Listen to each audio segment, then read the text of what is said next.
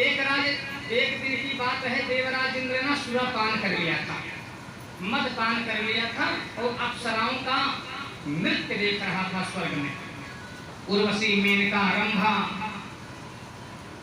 आदि अप्सराओं का नृत्य देखने में इतना मदोन्मत्त हो गया था, उन्मत्त हो गया था, दीवाना हो गया था कि देवराज इंद्र के जो गुरु हैं, देव गुरु बृहस्पति जी स्वर्ग आते हैं और स्वर्ग आते हैं, काफी देर तक खड़े हैं, लेकिन देवराज इंद्र ना उठ करके उनका आदर नहीं करता, सम्मान नहीं करता। काफी देर तक प्रतीक्षा करते हैं। देवगुरु बृहस्पति को बड़ा दुख हुआ कि हम तो सोचते थे कि ये चेला है, लेकिन ये तो चीनी और चापड़ निकल गया। आजू से वैसन चेला कहीं गुरु न बना, आजू से गुरु वही छोड़ दे और धन का मद में चूरमा हमारा चेला देवराज इंद्र सुरापान करके अप्सराओं का नृत्य देखने में मदोन्मत्त हो गया है। इसलिए जा आज तो हम तुम्हारे गुरु वही छोड़त भाई, और तो और इस स्वर्ग तुमसे छीन जाए, गुरु का अपमान किए है। यही कह करके देवगुरु बृहस्पति चले जाते हैं स्वर्ग से। श्रोता बंधु, नशा जब उतरता है तो पछतावा होता है। शुरू में बताई वासना बहुत अच्छा लागत है। वासना युक्त पदार्थों का जब हम आप उपभोग करते हैं तो शुरू में अच्छा लगे, लेकिन परिणाम में बड़ा कष्ट मिलता है। परिणाम कष्टकारी है और शुरू में तो वासना अच्छा लगे। खजुली में जेका भ होए वो अनुभव कर ले। शुरू में खजुली जब व्यक्ति खजुलावत है तो अच्छा लागत है, लेकिन जब खुजलाव बंद करत तब उसके बाद बतावा। हाँ, तो जिस प्रकार से खजुली शुरू में अच्छा लागे, खुजलाते समय ऐसा लगता है और खुजलाओ, लेकिन जब खुजलाना बंद कर दोगे परिणाम कष्टकारी है।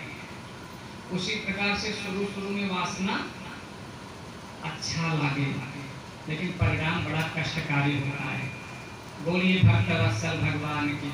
देवराज इंद्र का जब नशा उतरता है ना, होश में आता है, पछताने लगा, मैंने गुरुदेव का अपमान कर दिया, अपने गुरु का अपमान किया।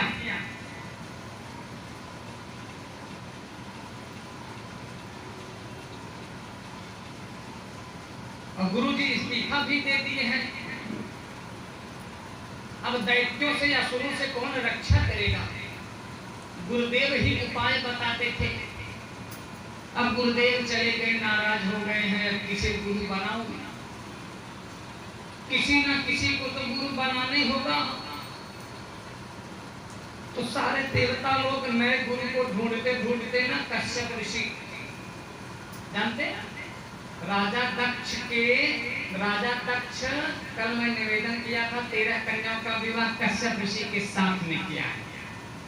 दिति, यद्ति, धनु, काष्ठा, विनता, कद्रु, इन पे चर्चा मैंने किया था। कद्रु नागों और सर्पों की माता, विनता गरुड़ और अरुण की माता, दिति हिरण्याक्ष, हिरण्यकशिप, प्रहलाद, विरोचन, बलि, बाणासुर की माता, दैत्यों की माता, अदिति देवराज इंद्र और वामन भगवान देवताओं की माता।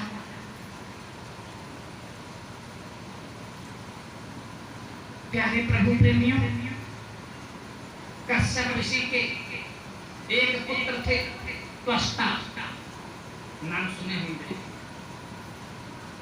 12 आदित्य में इनका नाम है। 12 आदित्य में भगवान विष्णु का भी नाम है, त्वष्टा का भी नाम है। 12 आदित्य इन्हें कहा जाता है, जिनमें 12 आदित्य में कश्यप ऋषि के एक पुत्र है त्वष्टा, और त्वष्टा के एक पुत्र थे विश्वरूप। देवराज इंद्र आता है और कश्यप ऋषि के पोता विश्वरूप को गुरु पद पर बैठा देता है। गुरु के पद पर उनका अभिषेक कर देता, तिलक कर देता, अभिषेक कर देता कि आज से हे विश्वरूप आप हमारे गुरु हो, हम देवताओं के गुरु बन जाएंगे। विश्वरूप का एक नाम और है त्रिशिरा, 3 सिर वाले थे, इसीलिए उनको त्रिशिरा कहा जाता था। बोलिए गोविंद गोपाल भगवान की। अब विश्वरूप जी क्या करते थे? अग्नि में जब आहुति देते थे ना, तो देवताओं को तो दिया करते थे यज्ञाहुति, चोरी चोरी दैत्यों को भी दे दिया करते थे, क्योंकि रिश्तेदारी वाली बात थी ना दोनों कुलों में, दैत्य कुल देव कुल दोनों से संबंध था विश्वरूप का, इसलिए दैत्यों को भी चोरी चोरी आहुति दे दिया करते।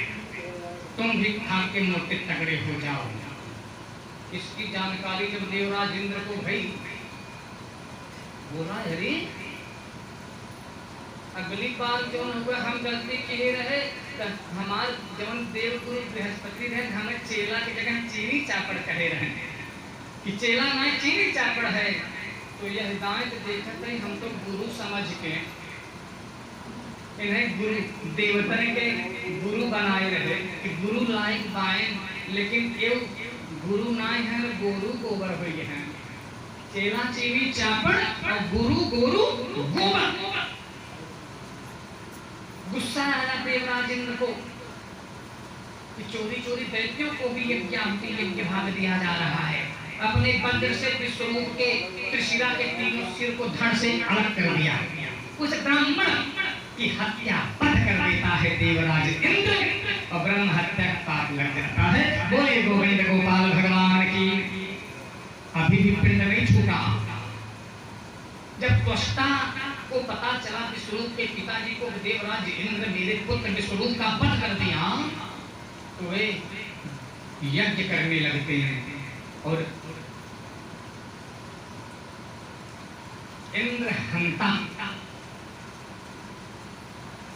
इंद्रहंता मतलब इंद्र की मृत्यु जिस पुत्र के कारण हो, जिस पुत्र के द्वारा इंद्र की मृत्यु हो, बंध हो, वह पुत्र मुझे चाहिए। इस कामना से यज्ञ कर रहे थे, लेकिन थोड़ी सी दिक्कत, मंत्र में हेरा फेरी हो गई। मंत्र में हेरा फेरी होने के कारण इंद्र के द्वारा मरने वाला पुत्र उत्पन्न हो गया, इंद्र को मारने वाला पुत्र नहीं उत्पन्न हुआ। मंत्र का इतना महत्व है। बोलिए गोविंद गोपाल भगवान की। कल मैं निवेदन किया था कि मंत्र कहते किसे हैं। मनः तारयति इति मंत्रः। मन को भी जो तार देता है, मन का भी जो कल्याण कर देता हो, उसे मंत्र कहते हैं। दूसरा रामानुजाचार्य जगत गुरु श्री वासुदेवाचार्य विद्या भास्कर, ये जगत गुरु हैं, इनकी व्याख्या बता रहा हूं। मंतारं त्रायते इति मंत्रः, जो मनन करने वाले का कल्याण कर दे। मनन मंत्र जाप करने वाले का जो कल्याण कर दे, उसे मंत्र कहते हैं। कि उनकी व्याख्या है। तो थोड़ी सी गड़बड़ी होने के कारण मंत्र में इंद्र के द्वारा मरने वाला पुत्र उत्पन्न हो गया, जिसका नाम कौन बताएगा? वृत्तासुर। नाम सुने? वृत्तासुर। आगे चल करके इंद्र के वज्र के द्वारा वृत्तासुर का भी वध होता है, और वृत्तासुर के हत्या और विश्वरूप की हत्या का जो दोष था, ब्रह्म हत्या का जो पाप था, इंद्र को लग गया। वर्षों तक उस ब्रह्म हत्या के पाप को लेकर के देवराज इंद्र इधर उधर भटकने लगे, दर दर की ठोकरें खाने लगे। स्वर्ग भी उनसे छीन ली गई, दैत्यों का आधिपत्य हो गया, और काफी समय बीत गया। बाद में सारे ऋषियों ने, देवताओं ने कहा कि भैया कब तक देवराज इंद्र इस ब्रह्म हत्या के पाप को लेके आप घूमोगे, किसी को दे दो। बोले आज के जमाने में फोकट में कोई किसी का पाप रोग दोष नहीं लेगा।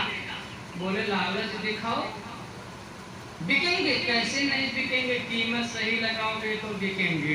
बोलिए गोविंद गोपाल भगवान के। बोले एक व्यक्ति नहीं ले पाएगा, झेल नहीं पाएगा ब्रह्म हत्या के पाप को। बोले 4 भाग कर दो, 4 लोगों को दो अलग अलग। 4 भाग कर दिया गया। ब्रह्म हत्या के पाप का 4 भाग देवराज इंद्र करता है और पहला भाग समुद्र को दिया गया, जल को। जल ने कहा बदले में मुझे क्या मिलेगा? देवताओं ने आशीर्वाद दिया जल को कि चिंता ना करो, नहर और नदी के रूप में भले ही आप सूख जाओगे, लेकिन वृष्टि, बारिश और झरने के रूप में आपका सदैव अभिवृद्धि होती रहेगी। हम देवताओं का आशीर्वाद है। ऐसा वरदान प्राप्त करके जल ब्रह्म हत्या के प्रथम भाग को ग्रहण कर लिया और प्रथम ब्रह्म हत्या के पाप को ग्रहण करते ही ना जल के अंदर फेन उत्पन्न होने लगा, गाज। तो गरुड़ पुराण भी कहता है, श्रीमद् भागवत महापुराण भी कहता है कि वही फेन ही ब्रह्म हत्या का पाप है जो इंद्र को लगी थी, जो जल ने ग्रहण किया था। इसलिए हमें आपको उस फेन से बचना चाहिए। जब हम यहाँ पर जलपान करते हैं तो फेन को हाथों से ऐसे हटा करके तब पान करते हैं और डुबकी भी लगाते हैं। इस तरह से फेन को हटा करके डुबकी लगाते हैं। बोलिए गोविंद गोपाल भगवान की। दूसरा भाग वृक्षों को दिया गया। वृक्षों ने कहा मुझे बदले में क्या मिलेगा? तो देवताओं ने आशीर्वाद दिया, चिंता ना करो, जो आप लोग चिंता ना करो, जो डाली कट जावेगी ना धीरे धीरे वो स्वयं ही जुड़ जावेगी। हम देवताओं का आशीर्वाद है। ऐसा वरदान प्राप्त करके वृक्षों ने दूसरा भाग ब्रह्म हत्या का ग्रहण कर लिया। ब्रह्म हत्या के द्वितीयांश भाग को ग्रहण करते ही कुप्रभाव वृक्षों में हुआ, उसमें गोद उत्पन्न होने लगा। तो वृक्षों का जो गोद है प्यारे, वही ब्रह्म हत्या का पाप बतलाया गया है। इसलिए वृक्षों की गोद को खाना नहीं चाहिए। बोली भक्त वत्सल भगवान की। अब ब्रह्म हत्या के तृतीयांश भाग को पृथ्वी माता को दिया गया। पृथ्वी ने कहा सबको दिए हो, मुझे भी चाहिए कुछ। तो सारे देवताओं ने पृथ्वी माता को आशीर्वाद दिया है, पृथ्वी माता चिंता ना करो, आप जहाँ कहीं भी गड्ढे के रूप में होंगी उसे भरने की जरूरत नहीं पड़ेगी। वह गड्ढा धीरे धीरे धीरे धीरे धीरे धीरे स्वयं ही भर जाएगा। हम देवताओं का आशीर्वाद है। ऐसा आशीर्वाद प्राप्त करती हैं जब पृथ्वी मैया इंद्र को लगी हुई ब्रह्म हत्या का तृतीयांश भाग ग्रहण कर लेती हैं।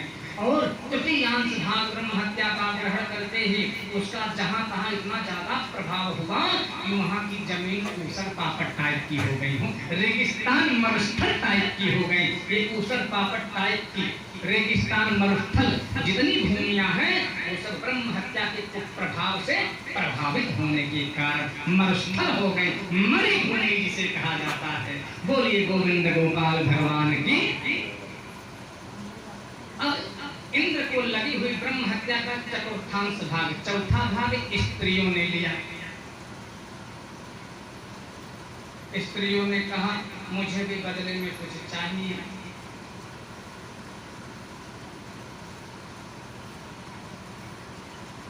देवताओं ने आशीर्वाद दिया कि जाओ पुरुषों की अपेक्षा आप स्त्रियों में स्त्री पुरुष प्रसंग में आप हर उम्र तक सामर्थ्यवान बने रहेंगे। समझ में आया? पुरुषों की अपेक्षा स्त्रियों में सामर्थ्यता ज्यादा है। हर उम्र तक पुरुष प्रसंग करने में समर्थ रहेंगे। हम देवताओं का आशीर्वाद है। ऐसा वरदान प्राप्त करती हैं और ऐसा वरदान प्राप्त करके देवराज इंद्र को लगी हुई ब्रह्म हत्या का चतुर्थांश भाग स्त्रियां जो ही ग्रहण करती हैं। श्रोता बंधुओं, प्रत्येक मास में ऋतु काल के रूप में वो रक्त निकलने लगा और 3 रात्रि तक जो रक्त निकलता है, गरुड़ पुराण कहता है कि 3 रात्रि तक इंद्रस्य ब्रह्म हत्यास्ति, इंद्र को लगी हुई ब्रह्म हत्या का पाप 3 रात्रि तक रक्त के रूप में निकलता है। इसलिए हे गरुड़, उन 3 रात्रियों में जो गर्भधारण होगा ब्रह्म हत्यारा जीव ही माता के गर्भ में उत्पन्न होगा।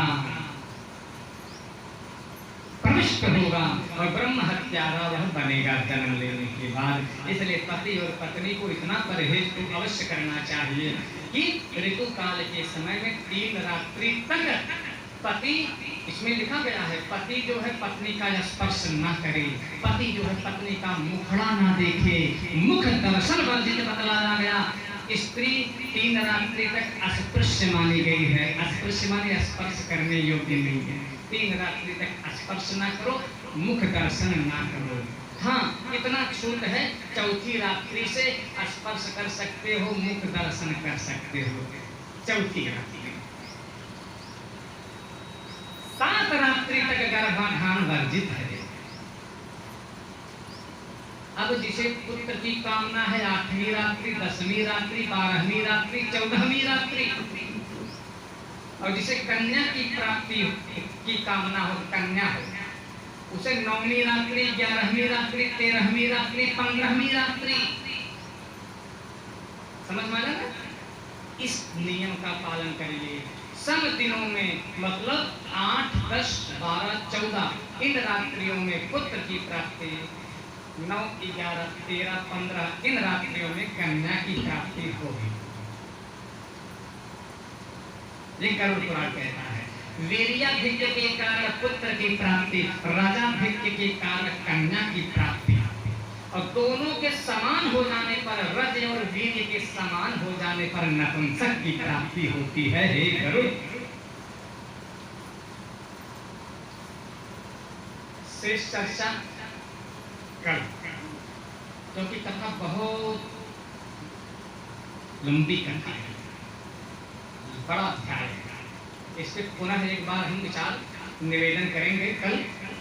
तो इसी के साथ में कथा को विश्राम, वाणी को विराम। आप सब करिए आराम। और कथा का परसों विश्राम दिवस है, आप लोग मत भूलिएगा। यद्भुंक्ते तन्मे कथय केशवः, यह भी बहुत सुंदर अध्याय है। हे भगवान, नरक से आया हुआ जीव माता के पेट से कैसे उत्पन्न होता है? जो नरक से आया हुआ जीव है वह माता के पेट से कैसे उत्पन्न होता है? और 14वें अध्याय में प्रश्न करेंगे कि स्वर्ग से आया हुआ जीव माता के गर्भ में कैसे उत्पन्न होता है, प्रवेश करता है। नरक से आया हुआ जीव अशुभ मुहूर्त में, अशुभ दिनों में, गर्भाधान के समय में जिन दिनों का परहेज बताया गया है, जिस समय का परहेज बताया गया, जिस तिथि का परहेज बताया गया, नरक से आया हुआ जीव उसी अशुभ मुहूर्त में गर्भ में प्रवेश करता है। और स्वर्ग से जब कोई जीव आता है माता के गर्भ में, तो सारे शुभ मुहूर्त जब होते हैं, जितने दिन जौन सी तिथि, जितने दिन का परहेज बताया गया है, वो बिल्कुल उस पर ध्यान दे करके ही वह जीव गर्भ में आता है। इतना तो आप पहले समझ लीजिए मोटा मोटी, बाकी तो चर्चा इस पे होगी। इस अध्याय पर विशेष बल दूंगा। तो नरक से आया हुआ जीव माता के गर्भ में कैसे उत्पन्न होता है और गर्भ के दुखों को किस तरह से भोगता है, हे प्रभु मुझे बताइए। भगवान कहते हैं कि ध्यान से सुनो, बड़ा सुंदर प्रश्न आपने किया है। आजकल जो ये मंचला टाइप के लड़के हो गए हैं सर, छोरा छोरी, ये सब गड़बड़ी कहाँ से हुई? ये सब माता पिता के कारण हुआ है, गर्भाधान की कमी के कारण हुआ है। ध्यान से सुनेंगे आप लोग इस अध्याय को। भगवान विष्णु कह रहे हैं कि स्त्री पुंसोक्तु प्रसंगेन निरुद्धे शुक्र शोणिते यथायं जायते मर्त्यः तथा वक्षाम्यहं तव। स्त्री और पुरुष के प्रसंग से, स्त्री और पुरुष के प्रसंग से, पुरुष का वीर्य, स्त्रियों का रज गर्भ में ठहर जाने से मनुष्य की जिस प्रकार से उत्पत्ति होती है जीव की, हे गरुड़ ध्यान पूर्वक सुनो। ऋतु मध्य ही पापानां, ऋतुमध्ये हि पापानां देहोतपत्तिः प्रजायते इंद्रस्य ब्रह्म हत्यास्ति यस्मिन् तस्मिन् दिनत्रे। जिस ऋतु काल में 3 दिन इंद्र की ब्रह्म हत्या रहती है, उन 3 दिनों में पापियों के देह की उत्पत्ति होती है। इस तरह से समझ नहीं पाएंगे, थोड़ा समझाना पड़ेगा। स्त्रियों का जब देखिए भैया, प्रत्येक मास में आप लोग सभी जानते हैं कि ऋतु काल आता है, और ऋतु काल के समय में जो 3 रात्रि तक रक्त निकलता है वो ब्रह्म हत्या पाप निकलता है। समझते चलिए कौन सा पाप निकलता है? ब्रह्म हत्या का पाप। स्त्रियों के ऋतु काल के समय में 3 रात्रि तक जो रक्त निकले, समझ लीजिए ब्रह्म हत्या का पाप निकल रहा है। 3 रात्रि के अंदर जो गर्भधारण होगा, समझ लीजिए ब्रह्म हत्यारा जीव ही गर्भ में आएगा, और जन्म लेने के बाद ब्रह्म हत्यारा ही बनेगा। बोलिए भक्तवत्सल भगवान की। इतना तो समझ में आ गया, लेकिन प्रश्न यहाँ यह है कि माताओं को बड़ा भ्रम हो गया है। मैं देख रहा हूँ संदेह में पड़ गई हैं, और आप सब भी संदेह में पड़े हैं कि ब्रह्म हत्या का पाप निकलता है। कौन सा पाप? तो लिखा गया है इंद्रस्य ब्रह्म हत्यास्ति। इंद्रस्य, देवराज इंद्र को जो ब्रह्म हत्या का पाप लगा था, वही देवराज इंद्र को जो ब्रह्म हत्या का पाप लगा था ना, वही देवराज इंद्र वाला जो ब्रह्म हत्या का पाप है, वही प्रत्येक महीने में 3 रात्रि तक जो रक्त निकलता है, वही रक्त स्त्रियों के ऋतुकाल के समय निकलता है। अब स्त्रियों को और भ्रम हुआ, लगा था देवराज इंद्र को, तो स्त्रियों के ऋतु काल से और देवराज इंद्र के ब्रह्म हत्या से ये संबंध कैसे हुआ? कुछ बात समझ में नहीं आया। थोड़ा महाराज विस्तार से बताओ। गरुड़ जी में कहते हैं थोड़ा सा विस्तार से बताओ कि स्त्रियों के ऋतु काल और देवराज इंद्र के ब्रह्म हत्या से संबंध कैसे हुआ? प्रभु कुछ समझ में आ रहा नहीं, थोड़ा विस्तार से बताओ। भगवान कहते हैं बहुत अच्छे श्रोता हो तुम, खोद खोद करके पूछते हो, जिज्ञासु श्रोता हो। कथा सुनने का 3 सूत्र है श्रोता बंधुओं। उपदेशक के प्रति श्रद्धा जब तक नहीं होगी, कथा समझ में नहीं आएगी। कथावाचक के प्रति, उपदेशक के प्रति जब तक आप सबके मन में गुरुता का भाव नहीं होगा, श्रद्धा का भाव नहीं होगा, कितना अच्छी कथा सुनाई समझ में न आएगा। क्यों कि आप सबका अंतर मन तो जो उम्र में मुझसे बड़ा है, वो तो मुझे बच्चा समझ रहा है, उसका अंतर मन मुझे बच्चा समझेगा। और कितने लोगों का मन तो मेरे जन्म कुंडली में फंसा है कि आखिर ये कथावाचक है कहाँ? पता चला कलवारी के। अरे हमने सोचा अयोध्या वृंदावन से आए हैं, तब तो अच्छे कथावाचक होते, कलवारी के तो हैं इसलिए कथावाचक अच्छे नहीं होंगे। ये सब गड़बड़ी है। बोलिए गोविंद गोपाल भगवान की। उपदेशक के प्रति, कथावाचक के प्रति जब तक श्रद्धा का भाव नहीं होगा, गुरुता का भाव नहीं होगा, कथा समझ में नहीं आवेगी। पहला सूत्र कथा देखिए, छात्र का अध्यापक के प्रति श्रद्धा जरूरी है। जब तक छात्र का अध्यापक के प्रति श्रद्धा का भाव, गुरुता का भाव छात्र के अंदर नहीं होगा, तब तक अध्यापक के द्वारा पढ़ाया हुआ छात्र को हृदयंगम नहीं होगा। इसलिए उपदेशक के प्रति श्रद्धा जरूरी है। दूसरा सूत्र है जिज्ञासा। श्रोताओं के अंदर जिज्ञासा हो, पिपासापन हो, भावुकता हो, रसिकता हो, तब कथा समझ में आएगी। मतलब श्रोताओं के अंदर कथावाचक के प्रति श्रद्धा होनी चाहिए, और स्वयं के अंदर श्रोताओं की जिज्ञासा होनी चाहिए। कथा सुनने की जिज्ञासा हो, प्यास लगी हो, पिपासापन हो, भावुकता हो, रसिकता हो। अब प्यास लगी नहीं है कथा के प्रति, और हम कथा आपको सुनाए जा रहे हैं, आप लोग मन से नहीं सुनोगे। क्यों कि प्यास नहीं लगी है। और कोई प्यासा व्यक्ति हो तो उसे पानी पिलाओ तो पानी के महत्व को जाने। अब कोई प्यासा है नहीं, पानी पीना चाहता नहीं है, आप कहते हो पानी पियोगे, वो कहेगा ठंडा बा गरम, छाने वाला कि ना छाने वाला, कुआं हो नलकूप हो, क्यों प्रश्न कर रहा है नालायक? क्योंकि प्यासे नहीं लगी है। कोई रेगिस्तान में फंसा हो एक हफ्ते से पूछे भैया पानी पीबा, एक कलदान कहे कुआं कब नलकूप कर छाने पाया कि ना छाने पाया ना। तो कथा के प्रति, कथा सुनने के प्रति श्रोताओं के अंदर जिज्ञासा हो, कथावाचक के प्रति श्रद्धा हो, और तीसरा सूत्र है निर्मत्सरता हो।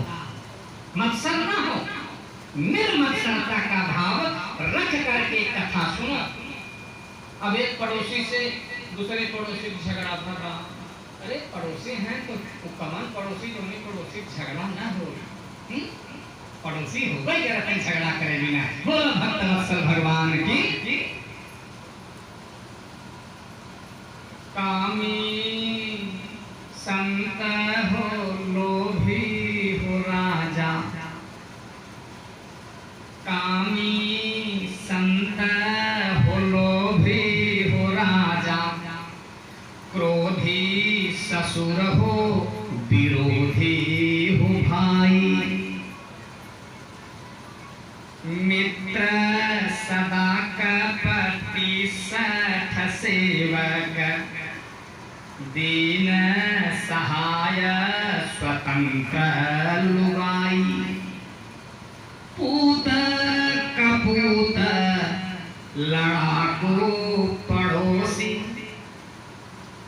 दीन सहायक चोर जमाई, रोगी वैद्य वियोगी हो वाचक, ये सब होत सदा दुखदाई। सुखदाई न लड़ाकू पड़ोसी, स्वतंत्र लुगाई होती है दुखदाई। बोलिए गोविंद गोपाल भगवान की। तो पड़ोसी से झगड़ा भरा और कथा सुने आपके बगले बैठ गए, अब आपका मन पड़ोसी में फंसा, तो अब कथा में कैसे लगा बताओ? जब पड़ोसी में फंसा बात कथा में न लागे, या पड़ोसी में अपन मन लगाओ या तो कथा में फंसावा।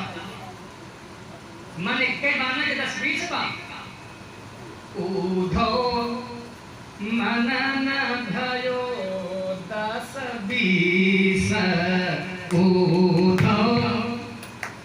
एक मन है, गोपियों ने यही कहा ना, कृष्ण ग्रहीत मानसा। महाराज ने कृष्ण ग्रहीत मानसा है। आप जो है बांसुरी बजाए के हमारे मन के ग्रहण कर रहे हैं, चुराई लिए हैं, और कहत बाया कि जाए अपने अपने घरे अपने अपने पतियन की सेवा करा, तो हमारा मन वापस कर तब हम जाओ।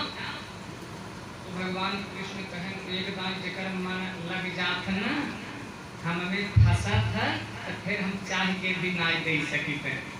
तो गोपियन कहने 10-20 मन तबाना प्रभु की एक आपके लगे रहे, एक घरे में रहे, मन न दे तो हमसे न जाए। ये कथा भागवत हो और नहाई गई महारास भर। तो कथा में आइए तो निर्मत्सरता का भाव लेकर के आइए, कहने का मतलब है पड़ोसी से झगड़ा लगना हुआ है तो मत्सर जो है घर में रख के, घर से बाहर निकाल के कथा पंडाल में आइए, क्योंकि मत्सर लेके आएंगे तो कथा सुनने का लाभ नहीं होगा। अब मत्सर क्या है, इस पे हम चर्चा करेंगे। पड़ोसी के सुख को देख करके किसी को आगे बढ़ते हुए आप हम जब देखते हैं तो जो जलन होती है ना, उसे मत्सर कहते हैं। और निर्गता है मत्सर, निर्मत्सर है, और यही जलन निकल जावे अंदर से, मत्सर निकल जावे तो निर्मत्सर भाव हो जाए। तो किसी को आगे बढ़ते हुए देख करके जलन न हो, यही है निर्मत्सरता का भाव। तो कथा सुनने के लिए 3 सूत्र की आवश्यकता है। कथावाचक के प्रति श्रद्धा होनी चाहिए, श्रोताओं के अंदर कथा सुनने के लिए जिज्ञासा होनी चाहिए, और किसी के भी प्रति कोई मत्सर न हो, निर्मत्सरता का भाव होना चाहिए, तो कथा का पूरा पूरा लाभ होगा। इतने नियम का यदि आप सब पालन करते हुए गोविंद की कथा को श्रवण करेंगे तो मैं व्यास पीठ से कहता हूँ कि आप सभी का वैकुंठ जाने का ही रिजर्वेशन तक का होगा, सभी वैकुंठ जाएंगे। अरे अबे न जैन है, अभी की बात ना करत है, लेकिन चाहे जब जैन है वैकुंठ जैन है, नरक न जैन है। बोलिए वैकुंठनाथ भगवान की। क्योंकि वैकुंठ वही जाता है जिसके अंदर कोई दुर्गुण नहीं होता, मत्सर नहीं होता। वैकुंठ शब्द का अर्थ क्या है? विगतः कुंठा जस्मात्। कुंठा, कुंठा माने जानते हैं मत्सर, दुर्गुण, बहुत बड़ा रोग है ये कुंठा। ये कुंठा निकल जावे तो वैकुंठ की प्राप्ति हो जाए। इसे कहते हैं मेहनत करो, परिश्रम करो, शास्त्र का चिंतन करो, तो वैकुंठ जाएंगे। लेकिन वैकुंठ कब जाओगे? जब कुंठ निकालोगे तब ना, अंदर का कुंठा निकालो वैकुंठ जाओ। ये कुंठा नामक दुर्गुण मत्सर जिसके अंदर से निकल गया है, समझ लीजिए वैकुंठ को प्राप्त कर लिया है। बोलिए ना वैकुंठनाथ भगवान की। विगतः कुंठा जस्मा, जिसके अंदर से कुंठा नामक मत्सर निकल गया हो।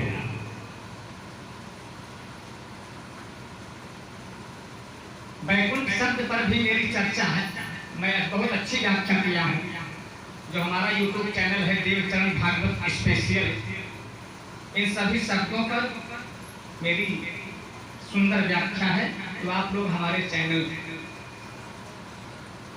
को YouTube पर सर्च करके चैनल को देख सकते हैं। और हमेशा आए दिन जो है नए नए वीडियो अपलोड होते ही रहते हैं चैनल पर। हमारी कथा भारतवर्ष में कहाँ हो रही है सबकी जानकारी आप सबको मिलती रहेगी। घर बैठे कथा का रसपान कर सकते हैं। तो आप सब अपने अपने घर जाएं और जो बड़ी बड़ी मोबाइल हो, जैसे YouTube पे आप लोग कोई भी गाना, भजन, सीरियल, धारावाहिक देखते हैं, अब तो मुख से बोल दो आ जाता है। तो आप मुख से बोल, मेरा नाम देवचरण भागवत, कितना भी बोल देंगे तो भी शुद्ध होना चाहिए। देवचरण भागवत कितना बोलेंगे तो हमारा सब पूरे चैनल का वीडियो आपको दिखलाई देने लगेगा। बोलिए भक्तवत्सल भगवान की। तो प्यारे कथा में इस तरह से इंद्र को ब्रह्म हत्या का पाप कब लगा, क्यों लगा, बताते हैं। समय है कि नहीं? कितना बज रहा है? ये अध्याय है थोड़ा बहुत 2-4 मिनट पूर्ण नहीं हो पाएगा, अध्याय लंबा है तो इस पे चर्चा कल होगी। थोड़ा बहुत कम से कम याद आगे बढ़ा ही दें, क्योंकि कथा कल होगी और परसों होगी। कथा को कोई समाप्त नहीं कर सकता है, किसी भी कथावाचक में वो सामर्थ्य नहीं है कि भगवान की कथा को समाप्त कर सके, मिटा सके। भगवान की कथा समाप्त कोई नहीं कर सकता, कथा को विश्राम दे सकता है। तो कल भी परसों कथा का विश्राम दिवस है, कथा को विश्राम देंगे, कथा को समाप्त मैं नहीं कर सकता। क्योंकि समाप्त उसको किया जा सकता है जिसका अंत हो, और हरि की कथा का अंत नहीं है। हरि का भी अंत नहीं, उनकी कथा का भी अंत नहीं है। तो जिसका अंत नहीं है कोई कैसे उस कथा का अंत कर सकता है? बोलिए भक्तवत्सल भगवान की। हरि अनंत, हरि कथा अनंता। तो इस कथा को परसों विश्राम दिया जाएगा, और परसों हमारा जो है हमारी कथा का विश्राम दिवस है। और याद रखा जाएगा, अबे आप सब फिल्म कथा सुनत है, फिल्म सुनत है कि नहीं? मन धारण करता हम चावल वाना ना कि से ले पाए, अबे लेबन करब देवत और बाद में छोड़बन करब। बोला भक्तवत्सल भगवान की। तो 10 दिन तक, 10 गात्री तक यह कथा चलेगी। तो लिखा गया है कि ब्राह्मण 10 दिन में शुद्ध हो जाता है। गरुड़ पुराण कहता है कि ब्राह्मण 10 दिन में शुद्ध हो जाता है। और क्षत्रिय 12 दिन में शुद्ध होता है, वैश्य 15 दिन में शुद्ध होता है और शूद्र 1 महीने में शुद्ध हो जाता है। तो 10वें दिन तक दशाहाभ्यंतरे शुद्ध, 10 दिन तक ये 10 गात्र तक ये कथा चलेगी और 10 गात्र के दिन कथा को विश्राम देंगे। और अभी तक जवान आप सब सुने हैं 10 गात्र माने 3 तारीख के पड़ रहा है शायद। तो आप लोग जब कथा विश्राम देंगे हम कथा को, उसी समय हम बोलब ना, अब भाई समझाए देते जब कथा विश्राम कई दिन के बोलब ना, आप सब घर से तैयारी के पहले से आ जाए। जब कथा विश्राम दे तो हम ऐसे बैठा रहे, गरुड़ पुराण के अभी अस्तर से आपको ना कह सकता और देवराज पांडे अबे पूजा के योग्य ना आप सब आया, घर पूजा पाठ बंद होए तो लिखा गया 10 दिन में शुद्ध हो जाता है ब्राह्मण। इसीलिए जब एकादशा का कर्मकांड कराया जाता है उसमें लिखा गया अशौचांते द्वितीयेनि, अशौच के अंत का दूसरा दिन कौन सा है? 11वां दिन।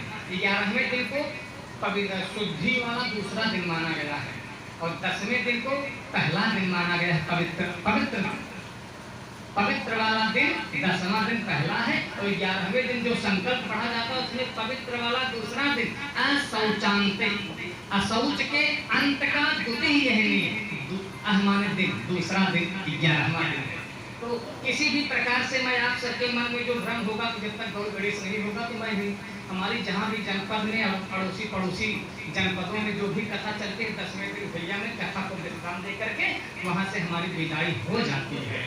क्योंकि मुझे भी तो डर है अगर मैं गलत दान लूंगा, क्योंकि लिखा गया ना जान करके जो दान लेगा देगा तो श्वेत कुष्ठित प्रजाएं थे, सफेद दान हो जाएगा।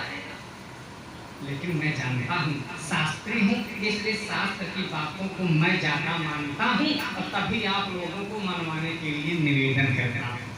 तो 10वें दिन कथा विश्राम लेगी, हम वह समय न बोला,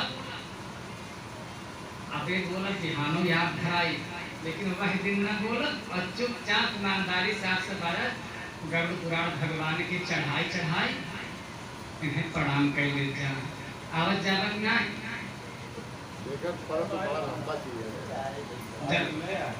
जरूर आवाज जाने जरूर